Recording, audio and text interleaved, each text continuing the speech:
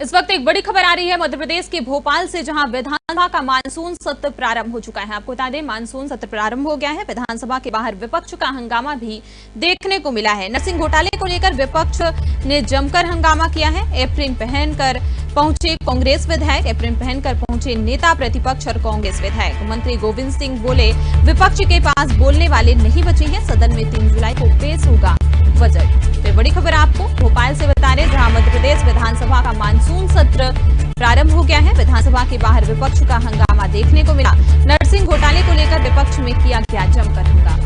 तो भारतीय जनता पार्टी की सरकार चल रही है और केंद्र में जिस तरह से सभी परीक्षाओं में घोटाले हो रहे हैं, जिस तरह से हमारे देश और प्रदेश के नौजवानों का भविष्य बर्बाद हो रहा है और गरीब किसान के बेटे को सरकारी नौकरियां नहीं मिल रही हैं, और जिस तरह से पूरे मध्य प्रदेश में किसान भाइयों को बिजली पानी नहीं दिया जा रहा है, कटौती की जा रही है, हम इन सब बातों को लेकर, किसानों के मुद्दों को लेकर, नौजवानों के मुद्दे को लेकर, भ्रष्टाचारी को लेकर मध्य प्रदेश में पूरी डट के मुकाबला करेंगे। हमारे नेता प्रतिपक्ष नेता उमंग सिंघार जी और अक्कल विधायक दल की जो बैठक हुई, प्रदेश कांग्रेस के अध्यक्ष जी सारे लोग रहे, ये निर्णय लिया है कि किसी भी हद तक हम गरीब किसान मजदूर नौजवान की लड़ाई लड़ेंगे।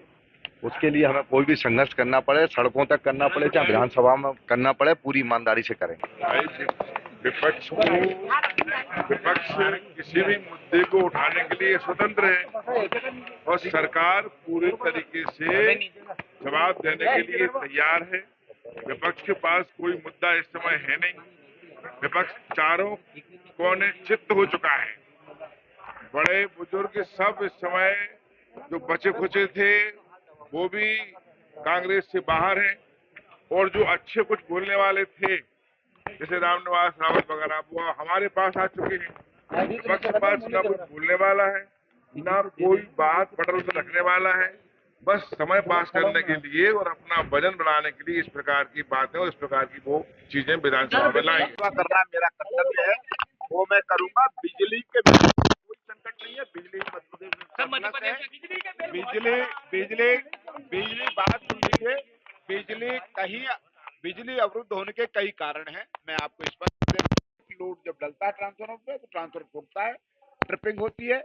आपको एक बता दूं कि आंधी और तूफान में भी एक्सीडेंटल घटनाएं होती है, जिसके कारण विद्युत, जैसे अगर मोटरसाइकिल और गाड़ी हो एक निश्चित किलोमीटर के अंतर्गत उसकी भी सर्विस जरूरी है, वैसे ही हमारे इसके मेंटेनेंस के लिए समय की जरूरत है। शहर और प्रदेश में माननीय मोदी जी के नेतृत्व में तेजी के साथ विकास हो रहा है। उस विकास के लिए भी रोड चौड़ीकरण हो या नई लाइनें डल रही, उनके लिए भी विद्युत अवरोध करना जरूरी होता है। इसलिए विद्युत अवरोध पैदा हो रहा है। कटौती शब्द का प्रयोग गलत है। विधानसभा का सत्र बहुत महत्वपूर्ण सत्र है, क्योंकि ये बजट सत्र भी है। तो मध्य प्रदेश की जनता को और विधानसभा के सभी माननीय सदस्यों को हृदय से शुभकामनाएं देता हूं। और मैं सत्रों में मैं मानता हूं कि हमें भी सीखने के लिए मिलता है। सरकार अपना बजट भी प्रस्तुत सत्र में करेगी, तो मैं मानता हूं कि हम सब मिलजुल कर विकास, मध्य प्रदेश के विकास के लिए बेहतर काम कर पाएंगे। सदन में आकर के सदन की बात होगी, सदन की मर्यादा में बातचीत होगी। ये मंच दिया ही इसलिए गया है कि आप प्रदेशवासियों की बातचीत के हम सब की बैठक हुई थी, और आप सब देख रहे हैं इस वक्त सबसे बड़ा मुद्दा इस प्रदेश में अगर कोई है वो है नरसिंह घोटाला। और ये नरसिंह घोटाला, जिसमें घोटाला है और इसकी जांच में भी घोटाला, तो ये बहुत बड़ा विषय है। ये हमारे प्रदेश के एक नौजवान के साथ, हमारे खास तौर पे हमारी जो नौजवान पीढ़ी जो पढ़ लिख कर आगे बढ़ना चाहती है, उसके भविष्य के साथ भी है। ये हमारे हेल्थ इंफ्रास्ट्रक्चर की स्थिति क्या होगी ऐसी दिशा में, इसकी भी हम सब समझ रहे हैं। इसलिए हम सबकी पूरी तैयारी है और इसका हम भरपूर विरोध करते हैं। के समय में कोई भी कानून बनेगा, किसी भी प्रकार के कानून बनेंगे, वो जनता के खिलाफ होंगे। अभी दिल्ली ने सरकार आज से दंड संहिता का नाम न्याय संहिता किया, न्याय संहिता नाम रखा उसका। ये भी देश के खिलाफ है कि सारे सिस्टम को चेंज करेंगे क्या, कि सारे दंड से तो कोई डरता भी है, न्याय से कोई नहीं डरता है। तो ये सब गरीबों के खिलाफ कानून है।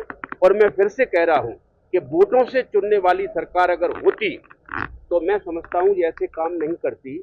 ये वोटों को लूटने वाली सरकार है, लोकतंत्र की हत्या करने वाली सरकार है, इसलिए ये पार्टी इस काम को अच्छे काम नहीं करेगी। देखिए, ऐसा है विधायकों को अगर सरकार संविधान खिताब देना चाहे तो सरकार को संविधान बहुत दिनों में याद आ रहा। जब इनकी सरकार लंगड़ी सरकार बन गई तो अब इनको संविधान ही याद आ रहा। पहले तो संविधान बदलने की बात कर रहे थे।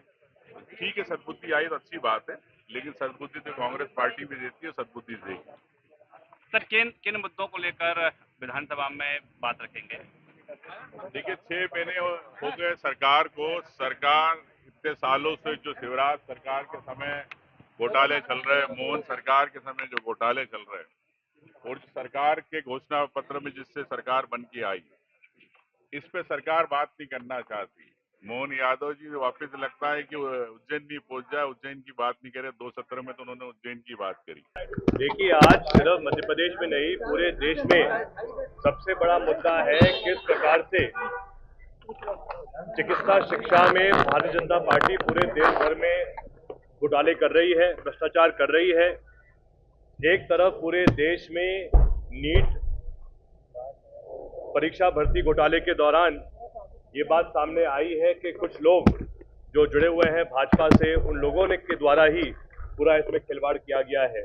और वहीं अगर देश में नीट के घोटाले के बारे में बात हो रही है तो उसी प्रकार मध्य प्रदेश में भी नर्सिंग कॉलेज घोटाले की चर्चा हर शहर में हो रही है। लगभग 1 लाख छात्र हैं मध्य प्रदेश में जिन्होंने पिछले 4 साल में नर्सिंग कॉलेज में एडमिशन लिया, भर्ती ली, लाखों रुपए खर्च किए, लेकिन इतना बड़ा पाप भाजपा सरकार ने किया है कि लगभग लाखों नर्सिंग कॉलेज के छात्र भटक रहे हैं, उनको प्रमोशन नहीं मिल पा रही है, परीक्षा नहीं दे पा रहे हैं।